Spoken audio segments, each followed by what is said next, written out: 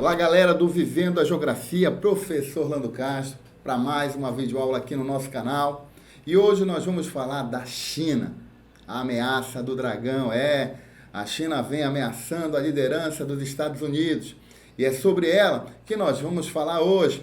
Vem para cima, vem comigo!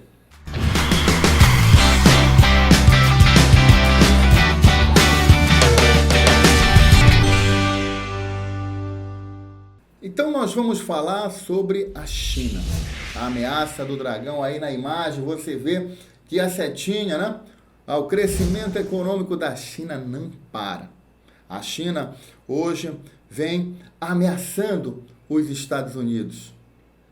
E aí a charge ela é muito bem representativa, mostrando o dragão cuspindo fogo aí, né? Que consequentemente representa essa ameaça na economia mundial e principalmente para os Estados Unidos. Mas nem sempre foi assim. Aí na imagem você percebe muito bem o dragão adormecido.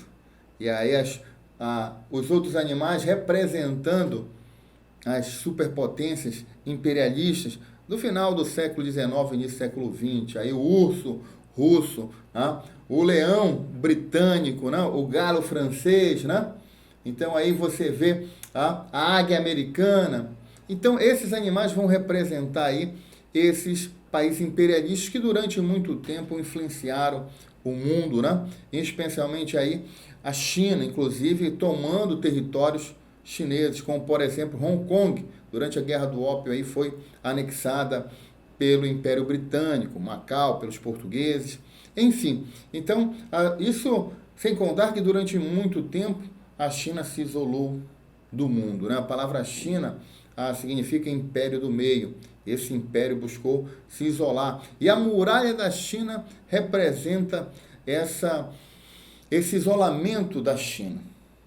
Mas para falarmos mais de China, 3 perguntinhas, 3 questionamentos vão nortear a nossa aula de hoje. Acompanhe aqui comigo. O que é a China? Esse país aí cheio de superlativos, maior população, um dos maiores em extensão territorial, segundo maior PIB do mundo. Então é um país que vai ter uma particularidade bem interessante, principalmente pelo seu regime político, o socialismo de mercado. Quais as suas características? Nós vamos fazer a anatomia do dragão. Olha que legal aí! E por último, né, buscarmos entender quais os seus maiores desafios, o que preocupa a China e o que o mundo também fica muito atento para o desenrolar nesse país extremamente complexo, diverso, contraditório e ao mesmo tempo desigual. Vem comigo! Então, como podemos observar aí, olhando o nosso mapa, o país que tem a maior população do mundo. Então, 1,4 bilhão de habitantes. E isso preocupou durante muito tempo os chineses, principalmente aí devido ao histórico passado de fome. É por isso que os chineses têm um hábito muito peculiar e até exótico de se alimentar. Porém, hoje, com o crescimento econômico, com o aumento de uma classe média, surgimento dos capitalistas vermelhos, os chineses comem muito bem. A segunda maior economia do mundo, aí com um PIB de 18 trilhões de dólares e se aproximando do PIB americano em torno de 20 trilhões, o que daqui a 1 ou 2 anos isso já pode ser uma realidade. Terceiro maior país em extensão territorial, e aí também de um processo imperialista através de anexação de outras repúblicas, de outros territórios autônomos, como, por exemplo, aí, em 1959, a invasão ao Tibete budista, ou mesmo as anexações no final dos anos 90, o caso aí de Hong Kong, devolvida pelo Império Britânico, e Macau, devolvida pelos portugueses. Localizada no leste asiático, aí você pode olhar o mapa, né, lá em cima o mapa do globo, e aí você percebe a China no leste asiático, numa região muito estratégica, aí a bacia do Pacífico, a região de maior dinamismo econômico do planeta, que substituiu ainda no final dos anos 80 para 90 ao Atlântico Norte. Até a Segunda Guerra Mundial, o Atlântico Norte ele era o centro da economia mundial. E hoje esse centro ele repousa na bacia do Pacífico, onde estão aí as maiores economias, em especial a costa oeste americana, costa leste chinesa, onde você tem as zonas econômicas especiais, o Japão, né?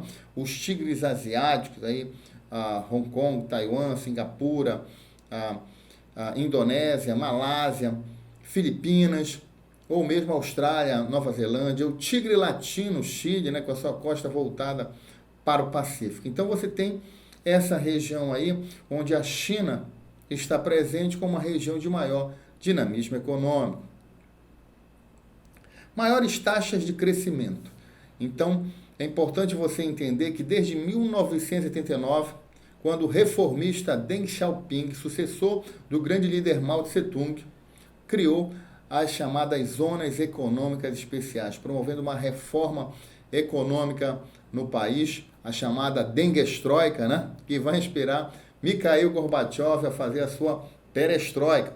E o que foi a Denguestroika? Foi a abertura econômica da China ao capital estrangeiro, especialmente no litoral, e em algumas cidades pré-selecionadas que vão servir de plataformas de exportação para as multinacionais japonesas, americanas e europeias que vão se instalar na China buscando se aproveitar das vantagens locacionais. É isso mesmo, as empresas vão ver um grande negócio, um negócio da China. Apresenta 15% do PIB global. É importante você entender isso, porque isso é uma das expressões do crescimento econômico. Além de ter aproximadamente em torno de 30% da produção industrial, a China produz para quase todo mundo, o mundo todo. Então, criando estratégias de consolidar esse crescimento econômico, investindo em infraestrutura em países parceiros, seja da Ásia, seja da África ou mesmo da América.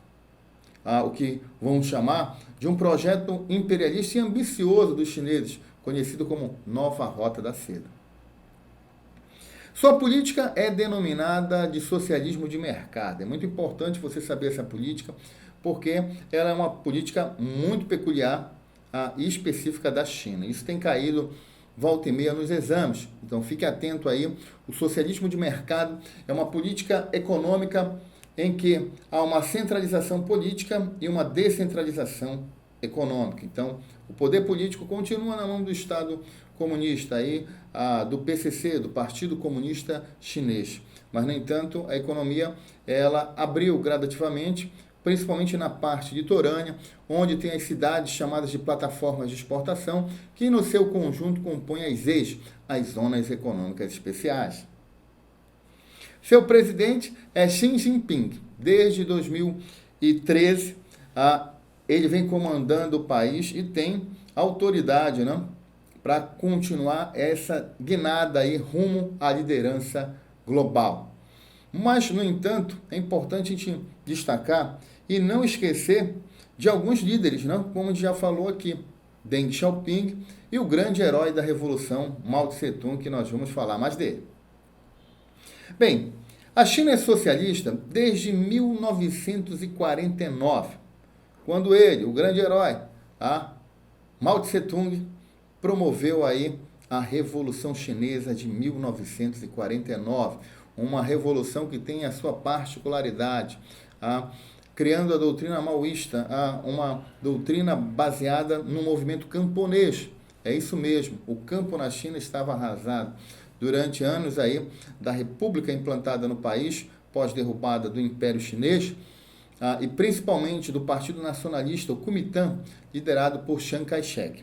E Mao Tse-tung consegue romper com essa estrutura extremamente subserviente às potências imperialistas e promove a Revolução Chinesa, e a partir daí uma série de fatos vão acontecer e culminando com a sua morte em 1976. Então, o principal parceiro comercial do Brasil, é importante a gente entender muito bem isso. Então, a China representa em torno de 20% das exportações brasileiras, principalmente aí ferro, soja, frango, né? Então, as chamadas commodities. Líder dos BRICS, grupo dos países emergentes, desde 2006 aí, a China, o Brasil, a Rússia, a África do Sul e a Índia formaram esse grupo de países emergentes. Esse bloco aí tem um grande poder agressivo no mercado em virtude de ter algumas particularidades em especial. São países de grande extensão territorial, o que dá uma grande reserva de recursos naturais. São países que têm mercados consumidores significativos, o que dá um público aí muito importante para o crescimento econômico desses países e do próprio bloco. Você tem uma ideia, esse mercado consumidor tem garantido aí, nesse contexto de pandemia, os países continuarem aí a crescer economicamente. Então, isso é um ponto importante, esses mercados aí servirem, né, para o que chamam de cooperação, muitos chamam de cooperação sul-sul. Destaque para as vantagens locacionais da China. Então, a China, ela oferece mão de obra barata, matéria-prima abundante, mercado consumidor, né? Localização estratégica, energia barata e abundante, leis ambientais e sindicatos frágeis ou até inexistentes. Então, cria aí um atrativo para as empresas multinacionais, em especial que eu falei, japonesa, americana e europeia. E as estratégias também adotadas pela China, como por exemplo, essas empresas que se instalaram na China, elas eram empresas de capital misto. Então, metade pertencia à matriz e a outra metade ao Estado chinês. Isso possibilitou a China aprender a conhecer a tecnologia e, posteriormente, né, produzir para o seu próprio país e hoje, né, para o mundo. É isso mesmo, a China ela não produz mais somente ting-ling, produtos de baixo valor agregado. Os chineses agora produzem tecnologia de ponta, smartphones, aparelhos mais diversos do setor eletroeletrônico. Então agora os chineses estão concorrendo com os americanos, com os japoneses, e isso não está agradando esses países, não. E por isso criou-se hoje uma guerra comercial. Aí os Estados Unidos, né, acusando os chineses, né, por terem implantado, segundo os americanos, Donald Trump, aí o vírus, que ele mesmo batizou de vírus chinês. Os japoneses ameaçaram aí a retirar todas as fábricas da China, só que isso não tem mais o mesmo impacto que poderia ter no passado. Hoje as multinacionais chinesas estão em todo o mundo, e você com certeza em casa deve ter um produto produzido na China, seja aí um aparelho telefônico, seja um automóvel, seja um ar-condicionado. Então, marcas como a Xiaomi, né, a Huawei, a Midea, né, a Jack, a Chery Motors, enfim, e os bancos chineses, como o Banco da China, enfim, uma série de empresas chinesas estão se espalhando pelo mundo, criando infraestrutura, rodovias, portos, instalando fábricas. Então, os chineses eles criaram uma estratégia muito interessante, estão se difundindo pelo mundo e, logicamente, né, acaba tornando a China um grande produtor, um grande parceiro global, um global trader. É membro do Conselho de Segurança da ONU desde 1972 e da Organização Mundial do Comércio, desde aí de 2001. E é muito interessante a gente falar disso. Por quê? Porque a ONU ela tem como base a Declaração Universal dos Direitos Humanos. Ela é defensora da paz, da democracia, e a China, historicamente, tem sido acusada de não respeitar os direitos humanos, de não permitir a liberdade de expressão, de promover perseguição política. E o que se falar na Organização Mundial do Comércio, né? Historicamente, os chineses foi o país que mais pirateou produtos. E mesmo as empresas sabendo disso, não boicotavam a China. Por quê? Porque ganhavam muito dinheiro com a China. Então, deixavam a China piratear. Por quê? Porque em troca os chineses devolviam produtos muito baratos. Então, imagine um iPhone, que nos Estados Unidos, em média, aí, dependendo do aparelho, lógico, custa de $900 mil, a China vendia por $150. E depois, eles vendiam para outros países a um valor muito maior, como, por exemplo, o Brasil. Então, durante muito tempo, fizeram vista grossa aí para essas questões e hoje, agora, querem questionar, querem desqualificar a indústria chinesa. Aí, o grande líder, né?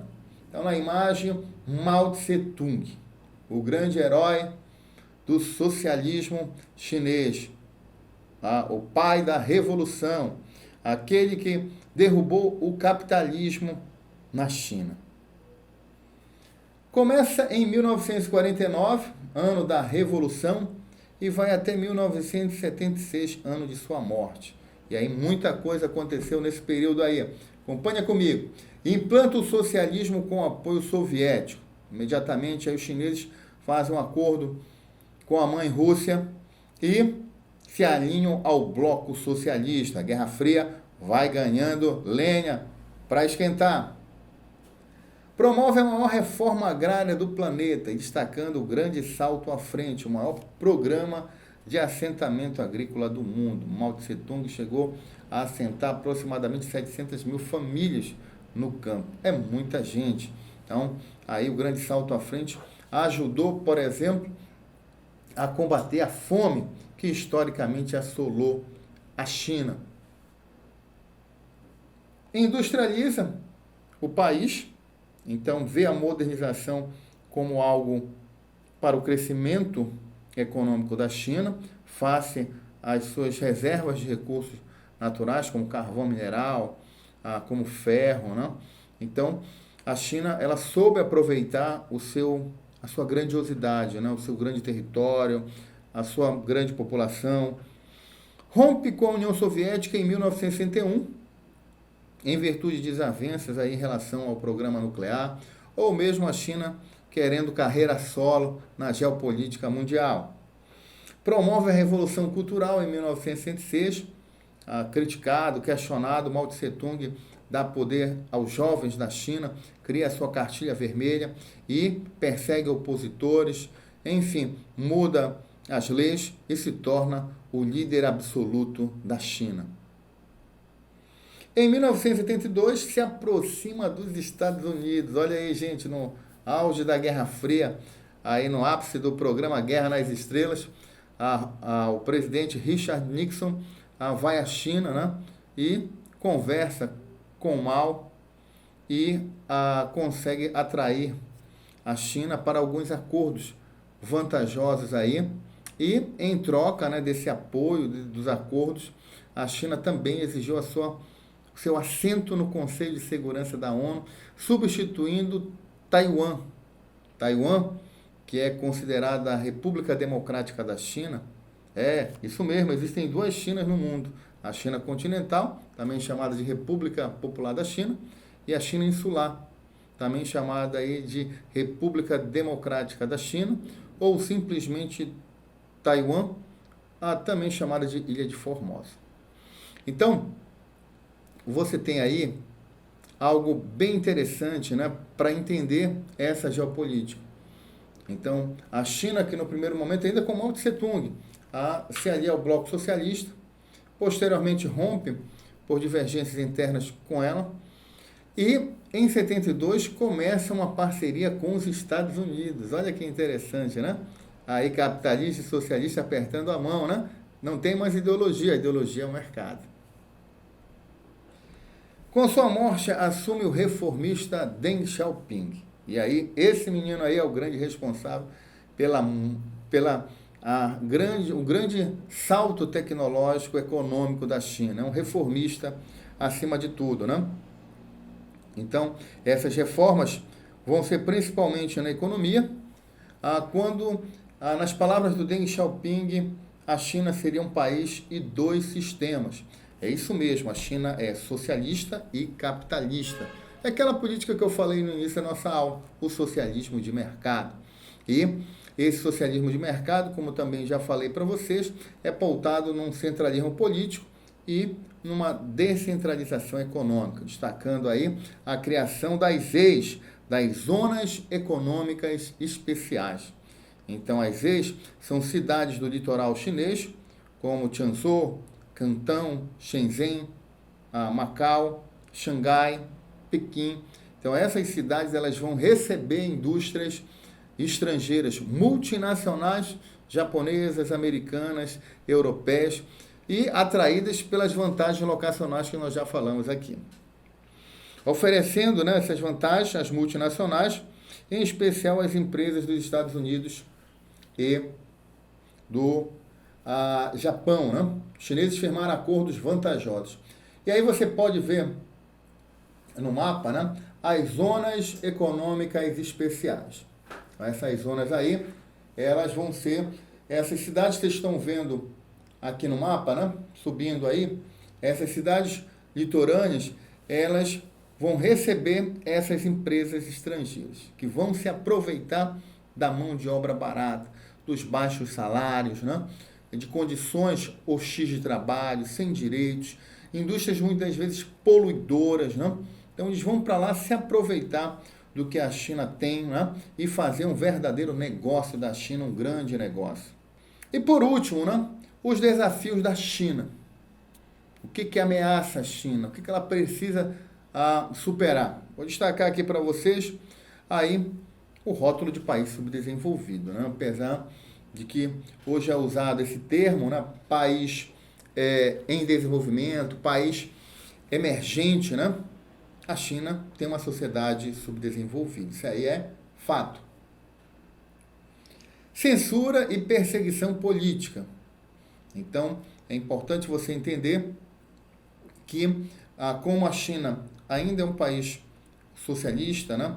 Ela persegue seus opositores, ela não permite aí certos comentários, protestos também são reprimidos, aí como o famoso massacre da Praça da Paz Celestial, também conhecido como Primavera de Pequim, em que estudantes foram à rua pedir, né, mais liberdade, né, inspirados até na Glasnost de Mikhail Gorbachev, né, aquela reforma política implantada na antiga União Soviética. E aí na imagem você percebe muito bem isso, ó, a charge, né, destacando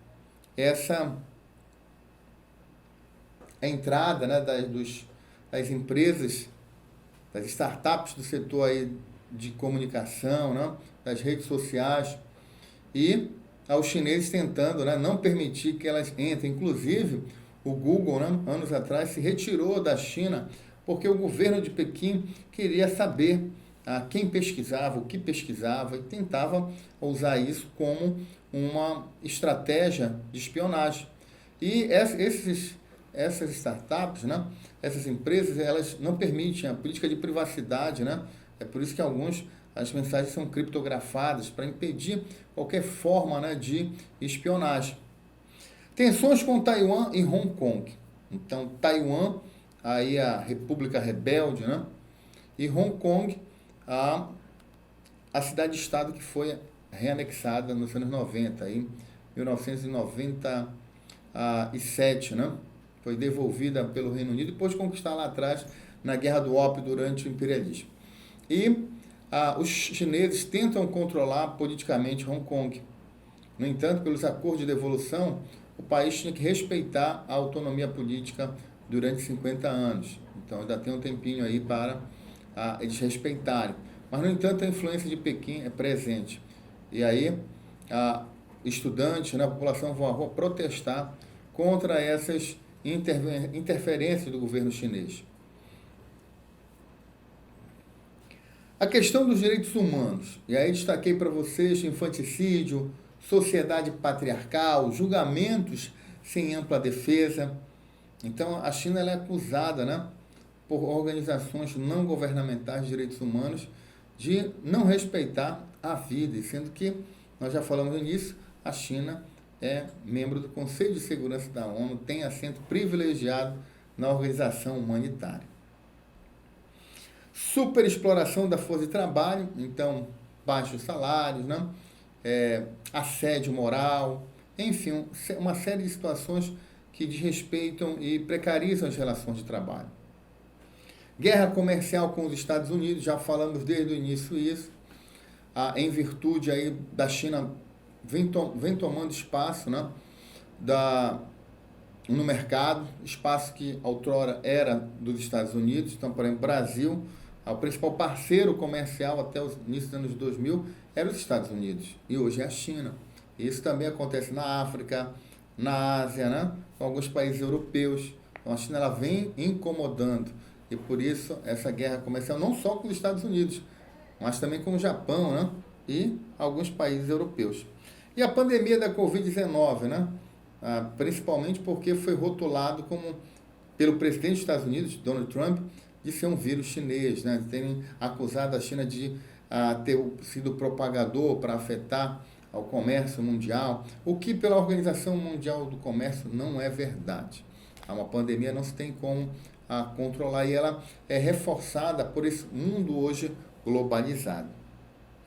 Aqui, para a gente finalizar nossa aula, para você continuar assistindo, estudando, né, sobre a China, 4 vídeos. Né? Primeiro, um filme, O Último Imperador, que conta a história aí do último, né, governante imperial da China, até a Revolução em 1911. O segundo, o Império do Sol, que conta a invasão japonesa na China durante a Segunda Guerra Mundial.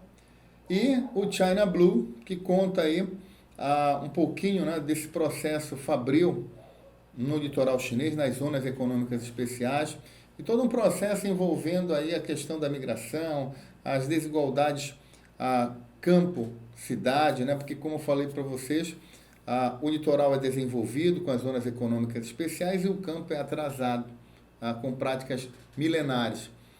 E por último aí, a indústria americana, documentário aí, da produtora dos Obamas, né?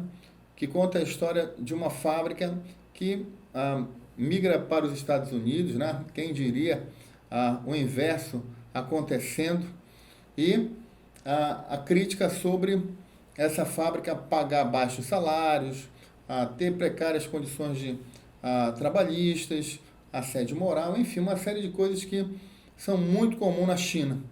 Porém, os Obamas esqueceram de falar que os Estados Unidos, durante décadas, se aproveitaram disso na China. Então, meus queridos, hoje nós falamos da China, a ameaça do dragão. Falamos desse país cheio de superlativos, a economia que mais cresce no mundo e que em breve vai superar os Estados Unidos no posto de maior economia do planeta, né? Um país socialista, politicamente falando, né? Vai comandar, será a economia mundial? O tempo irá dizer para a gente. Então, muito obrigado. Se você gostou, compartilhe esse vídeo com os seus amigos. Se você gostou, deixa o like.